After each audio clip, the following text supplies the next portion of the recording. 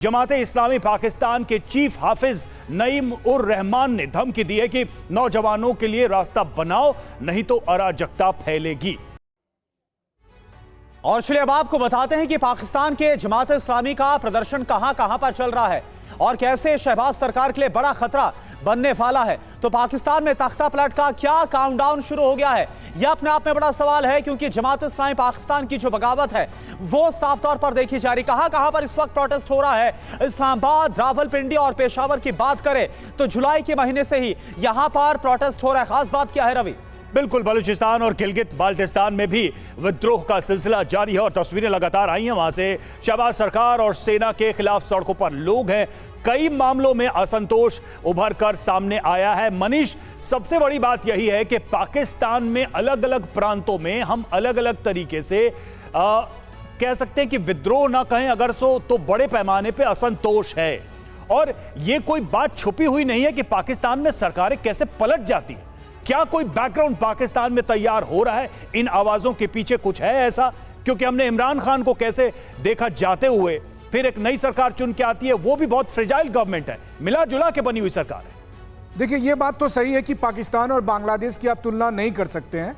उसके बहुत सारे रीजन है। उसमें पहला रीजन तो अभी कम से कम मौजूदा हालात में यह है कि बांग्लादेश की फिर भी आर्थिक स्थिति पाकिस्तान से बहुत बहुत बेहतर थी। वहां पर इस तरह के हालात नहीं थे, लेकिन तब भी हमने देखा कि शेख हसीना का सत्ता पलट हुआ और शेख हसीना को किस हालत में वहां से जाना पड़ा। रही बात जो मीर साहब कह रहे थे कि बांग्लादेश में ऐसी घटनाएं नहीं घट रही है, तो देखिए, हम सब चाहते हैं, हर भारतीय चाहता है कि बांग्लादेश में शांति व्यवस्था बनाए रहे और हर बांग्लादेशी अच्छे से रहे। लेकिन हकीकत क्या है, ये तो खुद मोहम्मद यूनुस भी कह रहे हैं। जब यूनुस साहब ये खुद कह रहे हैं कि जब वो कल लौट कर आए तब भी उन्होंने कहा, ये भारतीय मीडिया ने नहीं कहा, उन्होंने कहा है कि ये हिंसा बंद करो। उन्होंने ये भी कहा कि अगर हिंसा बंद नहीं करोगे तो मैं रिजाइन करके चले जाऊंगा।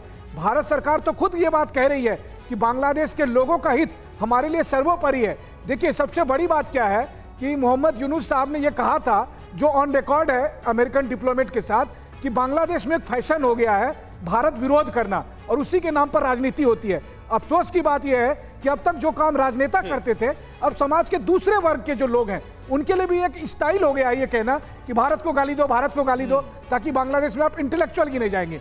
बट सही बात यह है कि बांग्लादेश में आज जल रहा है। हम सब चाहते हैं कि वो ना जले, वो बांग्लादेश तरक्की करे। रही बात पाकिस्तान की, तो देखिए, पाकिस्तान में तो बस सरकार कितने महीने चलेगी, कितने दिन चलेगी, ये बस भगवान ही मालिक है। जमात इस्लामी के रुख से साफ तौर पर लग रहा है। और सबसे बड़ी बात, बांग्लादेश की आर्मी ने तो बहुत मैच्योरली हैंडल किया बांग्लादेश, लेकिन पाकिस्तान की आर्मी तो मौके की ताक पर बैठी है। जब मौका मिले किसी दूसरे पिट्ठू को बना दो सरकार में। होता तो यही है, भले ही भट्ट साहब इस बात को ना माने। पाकिस्तान की आर्मी का ट्रैक रिकॉर्ड देख लीजिए। हमें क्या कहना है, पूरी दुनिया जानती है पाकिस्तान की आर्मी क्या कर रही है। जी बिल्कुल। और देखिए, हमारे साथ विदेशी मामलों के जानकार प्रोफेसर सतीश कुमार सर भी जुड़े हुए हैं। प्रोफेसर सतीश सर, सवाल मेरा आपसे यह है कि क्या आपको जो कुछ बांग्लादेश में हुआ और जिस तरह से वहां पर तख्ता पलट हो गया और इसके बाद अब पाकिस्तान से जो गुहाहट सामने आ रही है, जमात इस्लामी की तरफ से वार्निंग शहबाज शरीफ सरकार को, क्या एक बड़ी लार्जर कॉन्स्पिरेसी का हिस्सा आपको लगता है? क्योंकि यहां पर जमात इस्लामी जो बांग्लादेश है वो जिम्मेदार ठहराया गया बीएनपी के साथ मिलकर, कैसे शेख हसीना का तख्ता पलट कर दिया गया और अब वार्निंग दी जा रही है पाकिस्तान में। कोई बड़ी साजिश, कोई लार्जर कॉन्स्पिरेसी आपको नजर आ रही है क्या यहाँ पर? बिल्कुल, ये कॉन्स्पिरेसी का ही नतीजा है। और पाकिस्तान तो आज से नहीं, बहुत पहले से लगा हुआ है। यहाँ पर हैरत अंगेज ये है सभी को जानने के लिए कि इस बार पाकिस्तान से ज्यादा अगर कारगर कहें तो अमेरिका की भूमिका रही है। अमेरिका ने जिस तरीके से इसमें प्रवेश किया है, यूनुस को लाकर सामने खड़ा किया है, सबको जानता है अंडर द कारपेट कि यूएस एड की क्या भूमिका रही है। ये बात पूर्व प्रधानमंत्री शेख हसीना ने 2021 में भी और 2023 में भी कही थी कि अमेरिका की रणनीति बांग्लादेश में किस तरह की है। एक छोटे से प्रदेश को तोड़कर क्रिश्चियन स्टेट बन, जब कोई बात प्रधानमंत्री कह रहा हो तो उसके पीछे कोई ना कोई कारण जरूर होगा। तो इस तरह की परिस्थितियां बनाने में, इस्लामिक टेररिज्म को आगे बढ़ाने में, जबकि उसका भुगभोगी खुद अमेरिका है। और जिस तरीके से पाकिस्तान को पिछले 5 दशकों 6 दशकों तक एक सॉफ्ट इस्लामिक स्टेट के रूप में अमेरिका ने लाकर खड़ा किया और उसका भुगतभोगी भी बना, आज वही परिस्थितियां वो बांग्लादेश में पैदा कर रहा है। किन कारणों से कर रहा है, ये बातें छिपी हुई नहीं है। तो निश्चित रूप से ये कॉन्स्पिरेसी थ्योरी का ही नतीजा है और भारत विरोधी लहर को जन्म देने में। चलिए इसी पे कमेंट अचल राजभर सर हमारे साथ जुड़े हुए हैं। अचल सर, ये जो बात अब कही जा रही है कि पाकिस्तान में भी स्थिति बहुत ही फ्रेजाइल है और जिस तरह की खबरें अलग अलग प्रांतों से निकल के आ रही हैं, जैसा कि हम स्टेटमेंट भी देख रहे हैं, पाकिस्तान के लोग भले ही डिनाई करें लेकिन आए दिन पाकिस्तान में हम ये देखते हैं कि सेना को अपफ्रंट होकर लोगों के इस विद्रोह को कुचलना पड़ता है। क्या आप भी इस चीज से अग्री करते हैं कि जिस तरह से लोगों का एक डिससेटिस्फैक्शन सड़कों पे आया बांग्लादेश में और उसको मोबिलाइज किया गया, तख्ता पलट और वायलेंस की सिचुएशन हुई, पाकिस्तान कमोबेश वैसी स्थिति में जाता नजर आ रहा है? देखिए, जमात इस्लामी ने जो भी मुद्दे उठाकर ये एजिटेशन शुरू किया है वो बहुत ही जेन्युइन मुद्दे हैं। पाकिस्तान की इकोनॉमिक सिचुएशन काफ़ी ख़राब है, हाई इन्फ्लेशन है, उसके ऊपर बहुत ही वो कैश 22 सिचुएशन में है। अगर उसे IMF का लोन चाहिए तो उसे बहुत सारे ऐसे कदम उठाने पड़ रहे हैं जिसका पूरा बोझ जो है वहाँ की जनता के ऊपर पड़ रहा है, चाहे वो टैक्सेस हो, चाहे वो महंगाई हो, इन्फ्लेशन रेट 26% हो। वर्ल्ड बैंक की असेसमेंट है कि आने वाले समय में 1 करोड़ पाकिस्तानी जो है इस समय आज की तारीख में गरीबी रेखा से नीचे गिरने की कगार पर बैठा हुआ है। तो मुद्दे सभी जेन्युइन हैं, ये ऐसे मुद्दे हैं अगर इन्हें मोबिलाइज किया जाए तो ये एक पॉपुलर मूवमेंट में कन्वर्ट हो सकते हैं और मौजूदा सरकार के लिए बहुत बड़ा सिरदर्द बन सकते हैं। लेकिन सवाल ये है कि क्या जमात इस्लामी वो फोर्स है जो सारी पाकिस्तान के अवाम को एक्सेप्टेबल होगी? उसकी क्रेडिबिलिटी अगर आप उसका रिप्रेजेंटेशन देखें गवर्नमेंट में तो ऑलमोस्ट ज़ीरो है।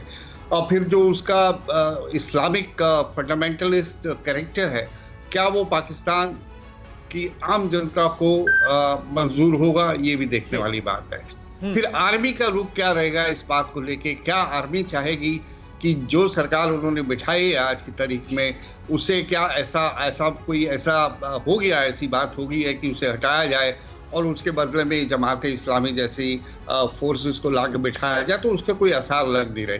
बहरहाल सारांश में पाकिस्तान काफ़ी मुश्किल दौर से गुजर रहा है, मुद्दे बहुत पॉपुलर हैं, लेकिन उसे मोबिलाइज करने वाली जो फोर्सेस नेमली जमात इस्लामी है उसकी क्रेडिबिलिटी बहुत नीचे है। ये मेरा जी, उसकी क्रेडिबिलिटी पर आपको सवाल उठा और क्या वाकई में पाकिस्तान में तख्ता पलट जैसा कुछ हो पाएगा? इस बात को और ज्यादा गहराई से समझते हैं संजय सोई सर, मैं आपके पास आ रहा हूं। देखिए, जो अजीम भट्ट साहब है हमारे साथ पाकिस्तान से पत्रकार जुड़े, उन्होंने कहा कि जो सरकार के नुमाइंदे हैं शहबाज शरीफ सरकार के, उन्होंने मुलाकात की जमात इस्लामी के जो तमाम मेंबर्स हैं और उसके बाद मामला हल करने की कोशिश की जा रही है। लेकिन सवाल यह है कि मामला हल कैसे होगा, ये गुस्सा शांत कैसे होगा? पाकिस्तान में इन्फ्लेशन को लेकर, बेरोजगारी को लेकर, वहां पर जो दुश्वारियां हैं उसको लेकर हाल आज के नहीं है, कई सालों से वहां पर चलते आ रहे हैं और पाकिस्तान लगातार कर्ज में और मुफलिसी में डूबता हुआ नजर आ रहा है। तो क्या अगर इसको संभालने की कोशिश आज की जाती है, क्या वाकई में आपको लगता है संभल पाएगा या फिर ये मूवमेंट बांग्लादेश जैसे तख्ता पलट की मूवमेंट की तरफ आपको बढ़ता हुआ नजर आ रहा है? देखिए करुणा, कई चीज़ें निकल के आती हैं, फटाफट पॉइंट वाइज बता दूंगा। नंबर 1 देखा जाए तो पाकिस्तान में पिछले कुछ सालों से एक बहुत कमज़ोर सरकार है। जब सरकार कमज़ोर होती है, वो राष्ट्र धर्म का पालन नहीं करती है, तब इस तरह के जो तत्व हैं वो सिर उठाने लगते हैं। दूसरी बात कि अभी जो बांग्लादेश में जो विजय, जिस तरह से इन्होंने तख्ता पलट किया है, एक तरह से जैसे कहते हैं खून चखने वाली बात है, तो उनको एक विजय का खून चखा है, तो वो चीज़ शायद वो कोशिश कर रहे हैं कि यहाँ पर रेप्लिकेट करने की कोशिश होगी।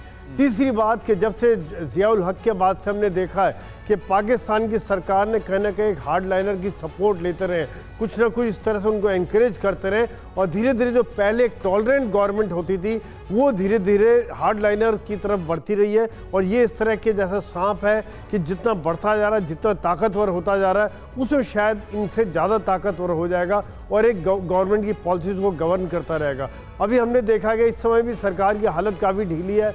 एक तरफ से इमरान खान की एजिटेशन चल रहा है, उधर से उनके हड़तालें चल रही है, वो भी हमने देखा है रिलीजियस काफ़ी हार्ड लाइनर है। तो कहीं क्या जमात और इमरान मिल जाए और इसका तख्ता पलट हो जाए या कुछ भी हो सकता है। इस समय जो सिचुएशन पाकिस्तान में है, सरकार कमज़ोर है, फौज की क्रेडिबिलिटी बहुत कम हो चुकी है, उनकी जो पहले रुतबा होता था आप ये मानते हैं खत्म हो चुका है कि पाकिस्तान की जो अभी की मौजूदा सिचुएशन है, जो हालात हैं, वो उस तरह के ही हैं जिसमें कभी भी कोई इसको एक बड़ी अपॉर्चुनिटी की तरह कैश कर सकता है और पाकिस्तान में भी शायद बांग्लादेश जैसी स्थिति बन जाए। मतलब सिम्टम्स जो हैं, बीमारी के सिम्टम्स उभर रहे हैं, पूरी तरह से वो बीमारी अभी हम कह नहीं सकते।